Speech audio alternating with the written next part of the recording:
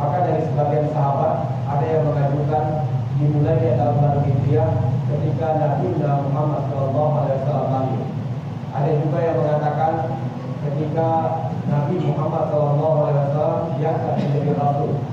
Ada yang mengatakan atau yang menawarkan ketika Rasulullah SAW pertama kali menerima wahyu. Ada juga yang sebagian mengatakan ketika Rasulullah SAW wafat. Maka dari sekian banyak pendapat para sahabat, yang diambil adalah pendapat Umar bin Khattab yang menyatakan bahwa tahun baru Hijriah dimulai sejak Rasulullah SAW hijrah dari Mekah ke Madinah. Berbeda dengan kaum orang Yahudi, Nasrani dan Majusi, mereka memulai tahun baru Masehi. Mereka beranggapan ketika kematian Nabi Isa alaihissalam. Padahal dalam Al-Quran Allah dengan jelas mengatakan wa ma qataluhu wa ma salabuhu walakin syubbiha. Sesungguhnya mereka tidak membunuh Nabi Isa, mereka juga tidak menyalib Nabi Isa, tapi Allah Subhanahu wa taala menyerupai wajah daripada salah seorang muridnya, yaitu Yudas Iskariot, menyerupai wajah Nabi Isa alaihissalam. Yudas Iskariot lah yang disalib dan dibunuh oleh orang-orang Bani Israel ketika itu. Maka hadirin jamaah Jumat yang dimuliakan Allah Subhanahu wa taala, tahun baru Hijriah ini kita mulai dengan kebaikan. Segala amal kebajikan dan amal soleh kita tingkatkan, dan kita berhijrah kepada jalan yang makhluk dan meninggalkan segala bentuk kemungkaran. Pada hakikatnya hijrah ini selalu kita lakukan setiap harinya, karena perbuatan yang lebih buruk daripada hari kemarin itu menandakan kita tidak hijrah dan kita termasuk orang yang zalim atau orang yang zalim pada diri kita, dan kita termasuk orang yang buruk. Maka hadirin jamaah yang dimuliakan Allah Subhanahu wa taala, bentuk apresiasi ulama ini menyatakan bahwa Muharram dimulainya tahun baru Hijriah atau dikenal dengan bulan pertama dari bulan hitungan Hijriah, karena tahun baru Hijriah atau bulan Muharram banyak sekali kejadian-kejadian besar atau peristiwa-peristiwa besar yang terjadi pada bulan Muharram. Dalam kitab Al-Fuqaha, para ulama menjelaskan dari 1.700 kejadian-kejadian besar, diantaranya pada bulan Muharram Allah Subhanahu wa taala menurunkan Nabi Adam alaihissalam ke permukaan bumi. Pada bulan Muharram juga Allah Subhanahu wa taala mempertemukan Adam dengan Hawa setelah Allah pisahkan selama 40 tahun. Ketika bulan Muharram juga Nabi Adam diciptakan oleh Allah Subhanahu wa taala, dan pada bulan Muharram juga Allah Subhanahu wa taala menerima taubatnya Nabi Adam alaihissalam setelah memakan buah kurma. Begitu juga dengan peristiwa besar lainnya, ketika Allah Subhanahu wa taala menaubatkan Nabi Musa alaihissalam sebagai kalimullah atau diajak dialog oleh Allah Subhanahu wa taala di Bukit Sinai, terjadi pada bulan Muharram. Ketika Nabi Yunus alaihissalam diselamatkan oleh Allah Subhanahu wa taala dari perut ikan Nun, terjadi pada bulan Muharram juga. Begitu juga Nabi Ibrahim alaihissalam, ketika Allah Subhanahu wa taala menyelamatkan Nabi Ibrahim dari kobaran api yang membakar tubuhnya, juga terjadi pada bulan Muharram. Dan banyak sekali peristiwa-peristiwa besar yang terjadi pada bulan Muharram. Maka dengan demikian para ulama menisbahkan atau mengisbatkan hukum banyak sekali amalan-amalan sunnah yang sangat dianjurkan kepada kita ketika kita memasuki bulan Muharram. Yang pertama, amalan sangat dianjurkan, kita disunnahkan membaca doa akhir tahun setelah melaksanakan sholat asar pada tanggal 31 Agustus atau pada tanggal akhir daripada Zulqa'dah ini. Jadi tanggal 31 Agustus itu merupakan akhir daripada bulan Zulqa'dah, dan kita akan memulai, kalau hitungan sekarang pada hari Ahad, itu bertepatan dengan 1 Muharram. Pada malam harinya setelah menunaikan sholat maghrib, kita disunahkan membaca doa awal tahun.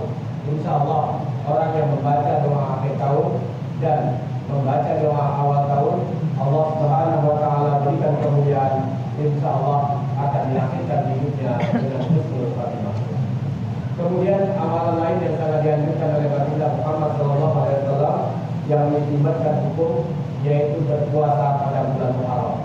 Sebagai ulama menisbahkan hukum puasa ini sejak tanggal 1 tapi puncak besar pahalanya yaitu pada tanggal 9 dan 10 Muharram. Tanggal 9 dikenal dengan puasa Tasyura dan tanggal 10 Muharram dikenal puasa Asyura. Apakah Rasulullah SAW pernah melaksanakan puasa Tasyura pada tanggal 9 Muharram? Maka jawabannya tidak. Karena ketika Rasulullah SAW mendapati orang-orang kaum Yahudi yang berpuasa pada tanggal 1 Muharram, mereka berbangga, berduka cita atau berbahagia karena keberhasilan atau selamatnya Nabi Musa alaihissalam daripada kejaran Fir'aun laknatullah alaihi. Maka mereka berbahagia para Bani Israel. Maka Rasulullah mengatakan, sesungguhnya kami lebih berhak bersyukur kepada Allah atas selamatnya Nabi Musa alaihissalam. Maka beliau menggunakan atau memberikan ajaran kepada umatnya ketika itu, para sahabatnya, untuk berpuasa pada tanggal 10 Muharram. Untuk membedakan puasa 10 Muharram dengan orang-orang Yahudi, Nasrani dan Majusi, maka Rasulullah menganjurkan untuk berpuasa pada tanggal 9 Muharram atau dikenal dengan puasa Tasyura. Pada tahun berikutnya Rasulullah SAW telah berpulang ke Rasulullah. Maka hadirin jamaah Jumat yang dimuliakan Allah Subhanahu wa taala, mari sama-sama kita memulai puasa ini dengan iman dan ihtisaban, dengan harapan Allah memberikan rahmat, inayah, maunah, maghfirah kepada kita. Kemudian amalan lain yang sangat dianjurkan pada bulan Muharram ini yaitu bersedekah kepada anak yatim. Karena orang yang memuliakan anak yatim akan dimuliakan oleh Allah, akan diangkat derajatnya, martabatnya di sisi Allah Subhanahu wa taala, serta mendapatkan syafaat daripada baginda Muhammad sallallahu alaihi wasallam. Ketika zaman Nabi Ibrahim alaihissalam, Allah bertanya kepada Nabi Ibrahim, "Man anta?" Siapa engkau? Maka Nabi Ibrahim menjawab, "Ana Khalilullah," aku kekasih Allah. Ketika Allah Subhanahu wa taala bertanya kepada Nabi Musa alaihissalam, Nabi Musa menjawab, "Ana Kalimullah." Nabi Musa alaihissalam menjawab, "Ana Kalimullah." Ketika ditanya kepada Nabi Isa alaihissalam, maka Nabi Isa menjawab, "Ana Abdullah." Karena Nabi Isa satu-satunya Nabi yang dilahirkan tanpa ayah atau dilahirkan dari rahim seorang wanita yang sangat suci. Ketika Rasulullah SAW ditanya oleh Allah Subhanahu wa taala, beliau menjawab, "Ana Abul Yatam." Aku ayah daripada anak yatim. Padahal ketika itu Rasulullah berhak menjawab, "Ana khataman nabiyyin, ana sayyidul mursalin." Aku penghulu para nabi dan lain sebagainya. Banyak sekali kedudukan, jabatan dan peringkat derajat yang diberikan Allah kepada Nabi Muhammad, tapi beliau menjawab, aku adalah ayah daripada anak yatim.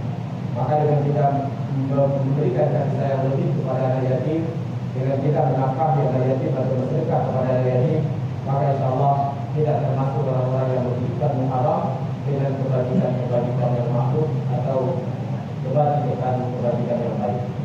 Maka hadirin jamaah iman yang dimuliakan Allah Subhanahu wa taala, dan amalan-amalan lain bisa kita terapkan yang intinya marilah kita bersungguh-sungguh hijrah dari kemaksiatan kepada hal yang baik, daripada kebaikan menuju kepada hal yang lebih baik dari. Dan insya Allah dengan kita menjadi orang yang hijrah kepada hal yang lebih baik, insya Allah Allah Subhanahu wa taala menjadikan kita, keluarga kita dan seluruh kaum muslimin dan muslimat dimasukkan ke dalam surga secara berkumpul-kumpul. Ya Allah. Ya Allah, ya Allah, ya Rahman, ya Rahim, ya Rahim, ya Rahim, ya Rahim, ya taqabbal minni wa minkum tilawata innahu huwas samiul alim.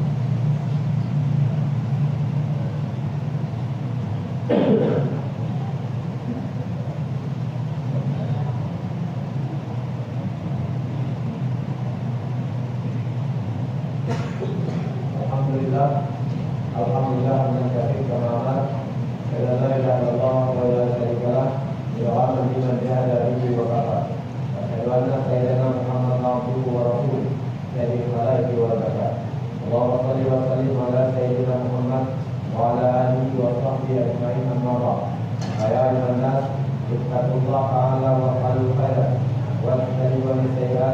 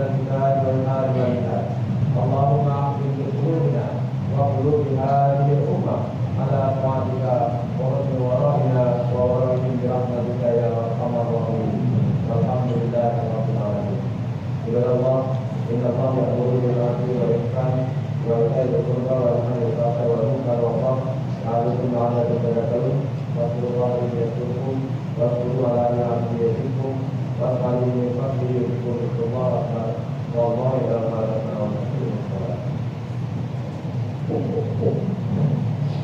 Allahu Akbar, Allahu Akbar. Asyhadu an la